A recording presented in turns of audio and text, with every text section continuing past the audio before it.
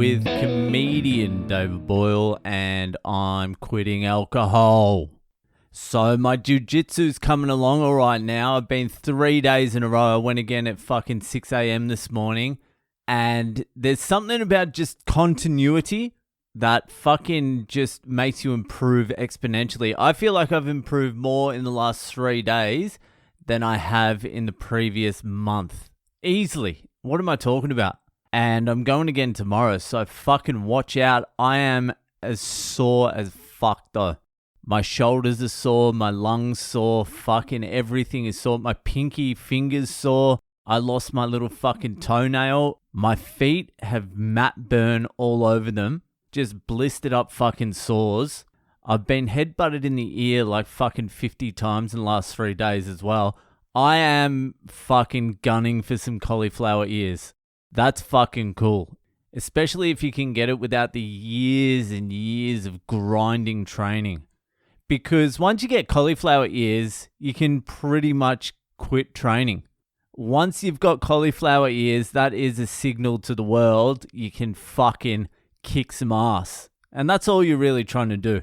You're trying to send out signals to the world that you are not to be fucked with. You can do that in lots of different ways. One's cauliflower ears.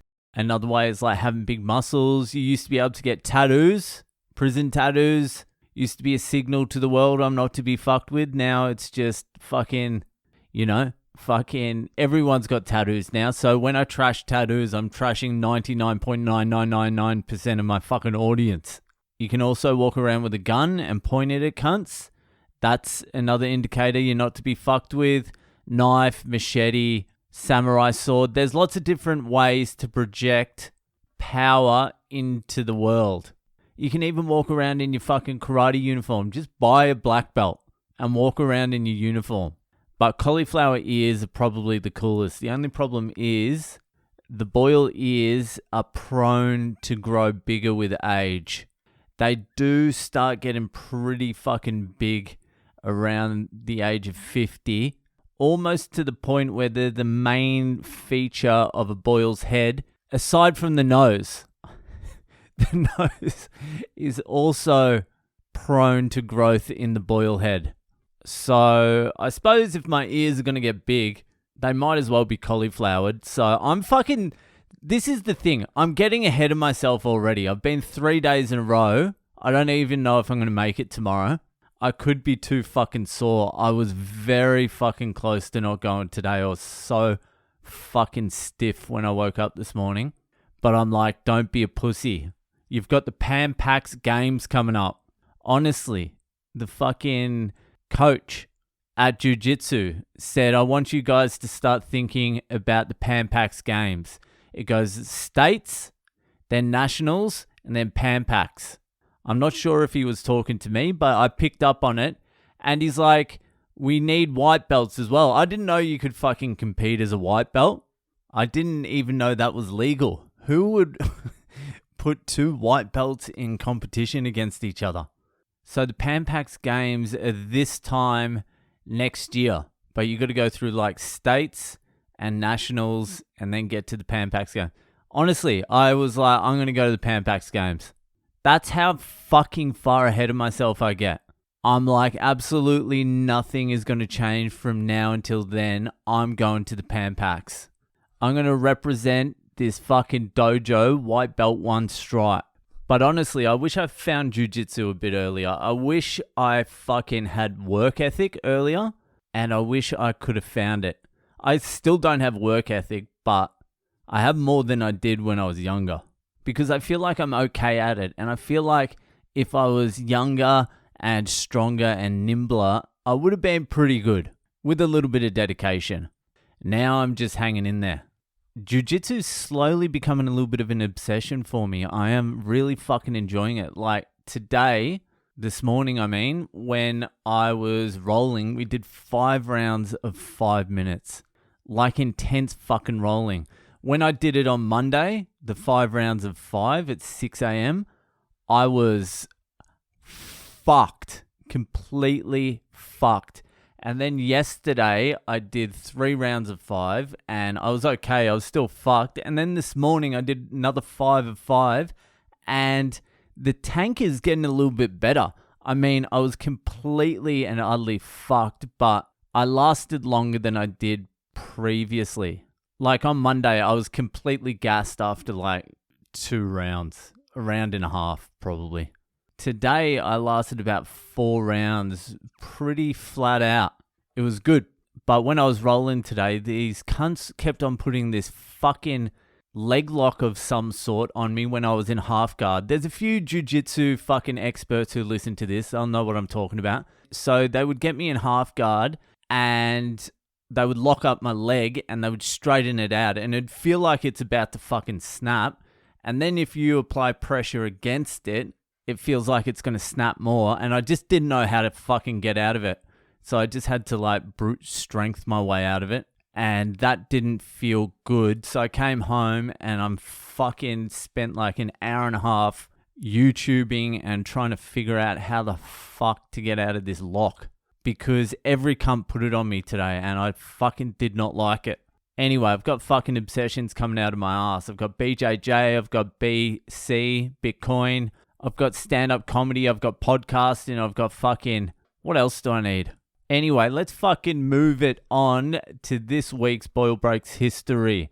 So, I was talking the other day, I mentioned on the podcast that if my next push to like grow the podcast and like, I don't know, sell more tickets to my shows doesn't work, I'm fucking quitting and I'm moving to El Salvador and getting into Bitcoin. So I just flippantly mentioned that on the podcast, and the next day or the day after, I get an email from a listener in El Salvador. This is why I'll never stop doing the podcast. Cool shit like this. So an Australian guy is living in El Salvador. He's a Bitcoin dude, and he's like, I don't know how long I'm going to be here for, but I'm living here. You should come over. It's fucking great. I'll introduce you to the community. You can become a Bitcoin community. You should put fucking QR codes for Bitcoin and Lightning on your fucking website, all this shit.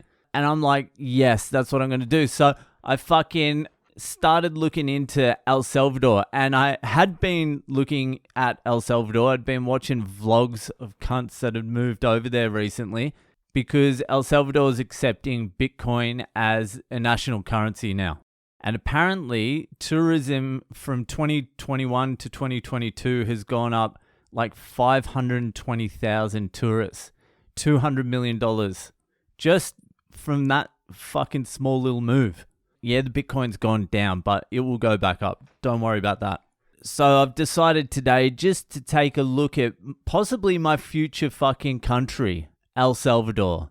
The history of El Salvador. So El Salvador's history, let's just start. Where is it? It's in Central America. So what happened was the Africans migrated down to El Salvador from fucking wherever. Who gives a shit? And there ended up being a people living in El Salvador. And around 250 AD, the local volcano erupted and killed everyone. So not a good start for El Salvador. But over a few centuries, they got it back together. And civilization started fucking re-emerging with the Mayans. And then the people from Mexico, they were actually called the people or some shit like that. Let's just call them Mexicans. They came down south and ended up in El Salvador and ended up killing everyone. So still a bit of a rough start. Like you're wiped out by a volcano, then the fucking Mexicans come in and kill everyone. Not the best start. So after the Mexicans fucking took over, let's fast forward to like the 1400s or some shit when the Spanish conquistador Pedro de Alejandro came in, and what did he do? He came in and killed every cunt. Still not a good run. They're on a losing streak, El Salvador. So the conquistador came in and he named El Salvador after Jesus. Jesus. So that's where El Salvador, I suppose that's Spanish for the savior or some shit. So yeah, the Spanish dominated for years and years. And then around 1811, the people got fucking over the Spanish, who were just raping and pillaging, obviously. There was no gold in that there. They sold indigo. I don't even know what indigo is. I should have Googled it. Is it indigo children? Anyway. So the people got over the fucking Spanish rulers, and priest Jose Matias Delgado, he rang the bell at his church and called for freedom. And then in 1821, so 10 years later, El Salvador got their independence. I don't know what happened over those 10 years. Let's just assume bloodshed. So after that horrific bloodshed, there was a period of about 20 years there where everything was just a bit chill. Everyone was kicking back, eating coconuts and fucking drinking coffee and shit. And then between the periods of 1841 and 1890, let's just say things weren't good. Things weren't good at all for the fucking El Salvadorians. In that period, they had a war against Nicaragua, they had 4 wars against Honduras, and they had 5 wars against Guatemala, and they had 13 military coups. So there hasn't been like a lot of good news since the volcano. It's been a bit of a losing streak since the fucking volcano. Let's see what happens next. Then things settled down for a little while, and the rich cunts in El Salvador started fucking everyone over. So the farmers in the north of El Salvador decided they've had enough of these fucking elites controlling everything, and they decided to rebel, and the government at the time sent the military in and ended up, what did they do? Yeah, they slaughtered all the fucking farmers. 10,000 of them. So more bloodshed. So while this slaughter was happening, a lot of El Salvadorians fled over to Honduras to escape it, and they ended up occupying fucking vacant land in Honduras. And then over the years, Honduras decided, no, we want that land back, and they started kicking the fuck out of the El Salvadorians who were on the Honduras land, and that eventually led to the 1969 football war, which was named that because there would always be like fucking fights at the football. That war only lasted 4 days, but fucking tension simmered, and this eventually led to the El Salvadorian Civil War, which was like the left radicals versus the government. And this lasted from 1979 to 92. Horrific. Can you guess what I'm going to say? Bloodshed.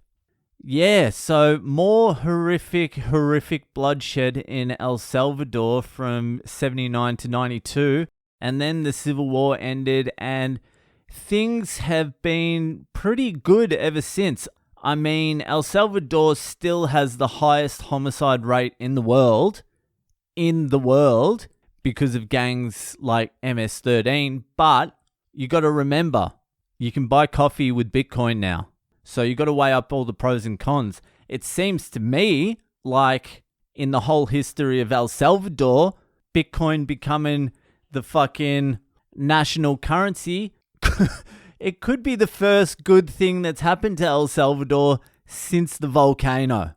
And do you know what the second best thing is going to be? It's when the fucking Boyle arrives and starts doing fucking comedy for the Bitcoin crew in El Salvador. Anyway, that's the history of fucking El Salvador. I hope you learnt something. I'll see you there. That'll do for today. If you're enjoying the podcast, give it a share around, and I'll see you the fuck later.